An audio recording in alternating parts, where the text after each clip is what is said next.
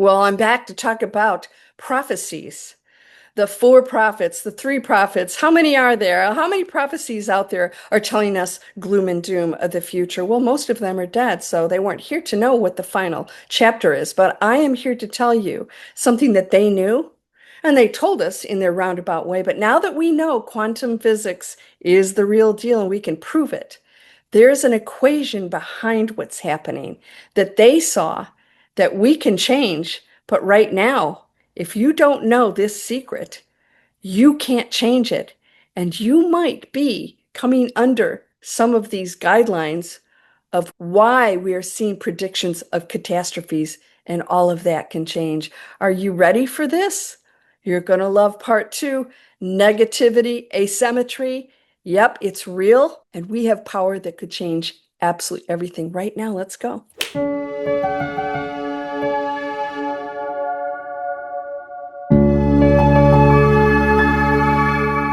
Welcome to Landria Onkka on YouTube. We're going to talk about some very interesting subjects today, and that is, why does evil seem to be in control? Why does it seem to dominate?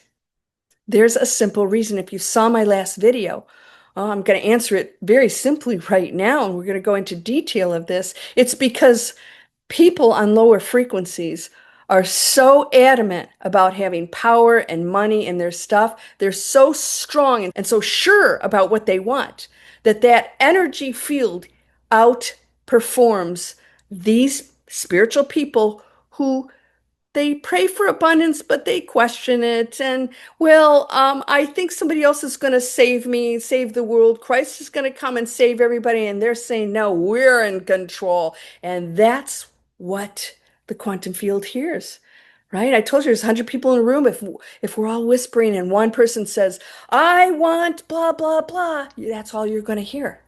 That's how it works. It's that simple. So they are very sure because they're very materialistic. They're in the 3D world. They want stuff and they don't question it. Let's talk about the concept of a negativity asymmetry. Human brains naturally give more weight to threats than opportunities. Yes, this is true. A well-studied psychological phenomenon called the negativity bias.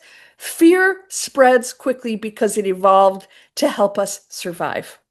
That doesn't mean fear is spiritually stronger. It's not actually stronger. Okay, it means it's neurologically louder.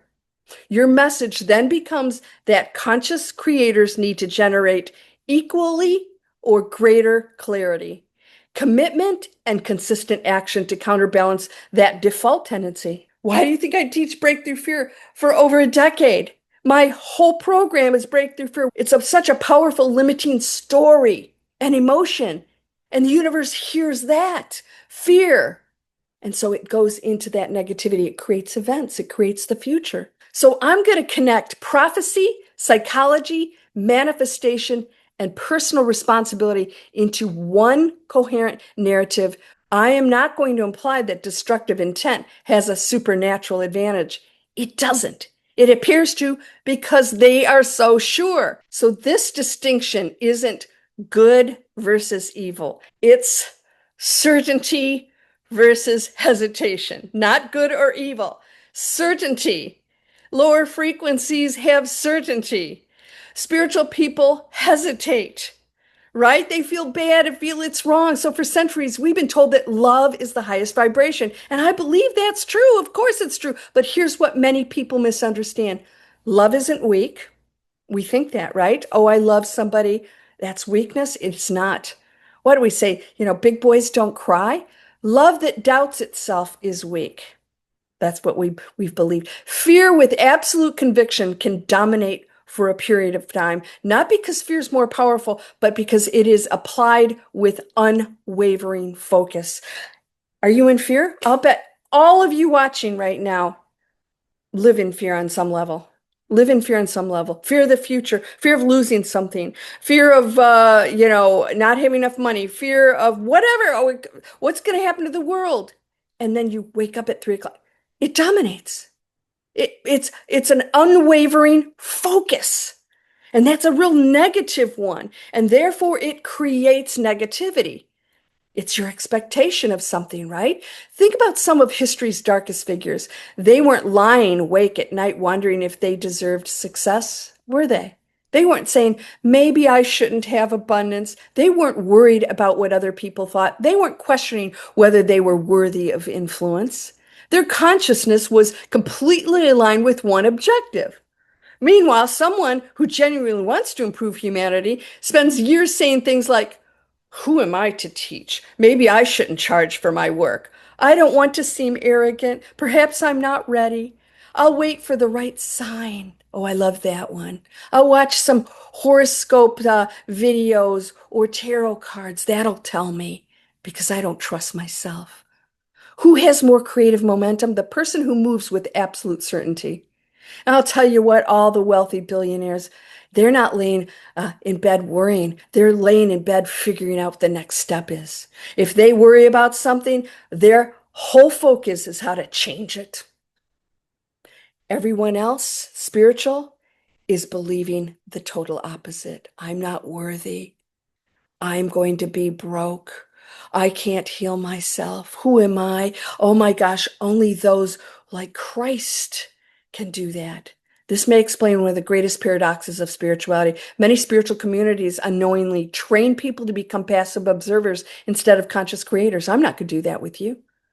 I've told you over and over again, you are powerful beyond your imagination over any billionaire, and you hold the power of Christ because Christ told you that. And you still don't believe it, do you? These things you shall do and more. Ye are all God's.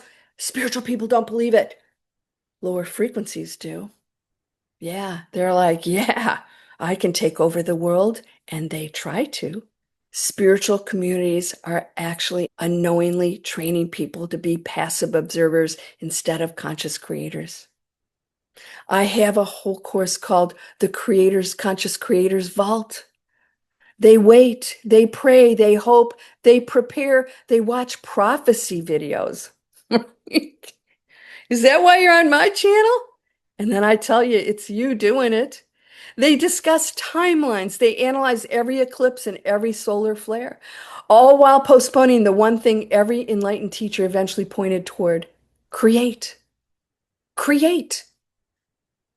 Why the prophets spoke in catastrophes, I'm going to talk about.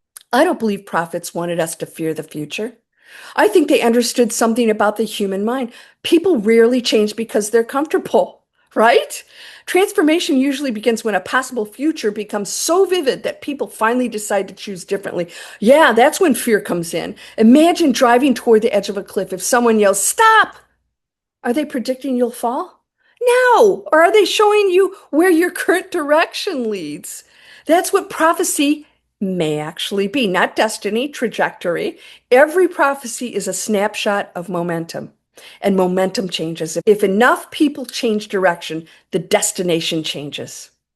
That's why so many prophecies appear to fail. Perhaps they succeeded. Perhaps enough consciousness shifted that humanity stepped into another path. And this explains Edgar Cayce. One reason I find Edgar Cayce so fascinating is that he repeatedly emphasized that the future wasn't fixed. But we only look at what he tells us about the floods and where we should live, and people are actually moving for this. You're taking your fear with you, and you're actually creating catastrophes where you're moving to. The people who stay that aren't afraid, their power within the quantum field is much more heard. That we're okay. And you're saying fear, and you're creating it. Yes, many people focus on the predictions that came true. I pay attention to the predictions that didn't, because those may reveal the greatest truth of all. Humanity changed. Or at least enough variables changed that a different probability unfolded. If prophecy were absolute, every prediction would occur exactly as described, right? Instead, history suggests something more dynamic. The future behaves like a field of probabilities. Every decision strengthens one possibility while weakening another. All right? Here's a possibility. If we are shouting loud enough and we're determined, it will obliterate this. And that's why the collective is so important. So let's talk about the hidden law nobody talks about. Here's the principle I believe explains much of what's happening in our world. Consciousness follows attention. Emotion amplifies attention. Repetition builds belief. Belief creates expectation. Expectation influences perception. Perception shapes behavior. Behavior changes reality. Notice something important. Nowhere in that sequence does the universe ask whether your attention is positive or negative. It never says, oh, we're going to choose this over that. It's not acting independently. It's you. It's just your wish is my command. It responds to what is consistently energized. This is why news cycles become self-perpetuating. Political division becomes self-perpetuating. Economic fear becomes self-perpetuating. People rehearse the future they fear thousands of times before it ever arrives. We're being pelted with this news of what is happening. Even if you don't believe it, it's in your mind. You're creating it, and thousands of people are doing the same. And it happens. We're creating it. It's not that, oh, they were right. We did it. The subconscious doesn't distinguish between rehearsal and reality very well. Neuroscience has shown that vividly imagined experiences can activate many of the same neural networks involved in real experiences. You've heard this, Tony Robbins. People went swoosh, swoosh. They imagined themselves on the basketball court. Did you know that those who practice in person, live, did not perform better than those who imagined making that perfect shot? It's the same thing. The neural networks respond the same. So every fearful mental rehearsal strengthens expectations, influences decisions, and can contribute to collective outcomes, not through magic, but through countless human choices accumulating over time. So the Great Awakening may be simpler than we think. Perhaps awakening isn't about receiving new powers. You already have them. I tell you, your jewels are in your pockets. You're loaded with them. You just haven't put your hands in there to realize they've always been there. Perhaps remembering that we've had them all along. What if the greatest deception wasn't convincing humanity that evil is stronger? It's not. It's not. That's the secret. What if it was convincing compassionate people that humanity means shrinking? Is that what you think? We have to shrink back? That service requires sacrifice. We do think that, right? We have to sacrifice. That abundance is suspicious, that confidence is ego, that waiting is spiritual. Imagine if millions of conscious people stopped apologizing for their light. Imagine if they pursued their purpose with the same discipline, consistency, and certainty that history's power seekers pursued theirs. Power seekers, man, they have no problem, do they? They don't doubt it, and they don't care what anybody says. Not spiritual people. Yeah, they're easily hurt and damaged. They're still blaming their parents. Yeah, and they're getting sick. That's a very low frequency to be in, and that's not a power place to be. What if we pursued our desires with the same discipline, consistency, not with aggression, not with domination, but with unwavering conviction? Love would no longer be passive. It would become organized, focused, persistent, creative. Perhaps that's the timeline humanity's been waiting for, not one that arrives from the sky. One that's built by ordinary people who finally stop asking whether they're powerful enough and start acting as though they already are. Recognizing it. That's it. You don't have to get it. You have it. Maybe the opposite of fear isn't courage. Maybe the opposite of fear is certainty. And those billionaires and power people and politicians and corporations, they know what they want. They have certainty, not fear. What if we did that? And we focused our certainty in a future that's beautiful, inclusive, and includes them. Perhaps this is the message hidden beneath every prophecy ever given. The future is not something we're waiting to discover. It's something we're collectively rehearsing into existence with certainty. Are you questioning yourself? Are you defining what spirituality is? It's probably meek in a weak form, but the meek shall inherit the earth are not weak. They're certain. They know it. And they won't resort to separation, pointing fingers, saying we and them. There's just us. Are you ready to go into that space? This is how we flip everything around. These next few months are critical. I'm going to tell you that, 2026.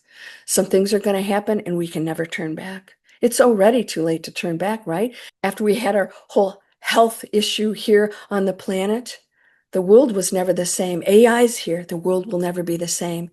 Other things are coming. What's going to happen next?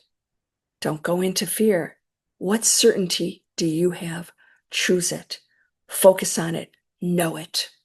Don't question it, because it isn't about evil versus good. That's irrelevant.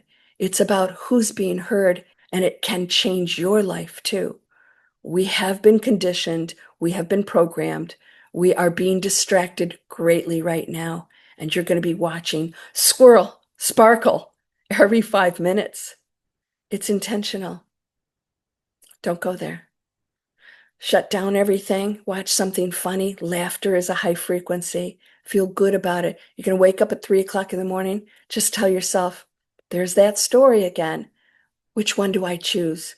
Choose one and focus on it. Those of you who are interested, I have a book and a membership, and we meet every Sunday for 1 to 2 hours, and it's a safe space for you to talk about anything, because I know a lot of you can't talk to your family or friends about this. I know I can't, but I can talk to you. And we are open to all opinions. Just make sure they're positive, because we want to make sure that what we put out there is certain that we are going into something beautiful. I promise you that. Things will dissolve. That will be uncomfortable, but only in the 3D world. Detach from it. Detach from it. You can enjoy the beauty of it, but don't be attached to it. You are whole and perfect, strong and powerful. Please subscribe, click that bell, and share my videos. You are powerful, loved beyond your imagination. You are perfect. Never question that. No one has more power than you or less than. We are one. I am that. I am. Namaste.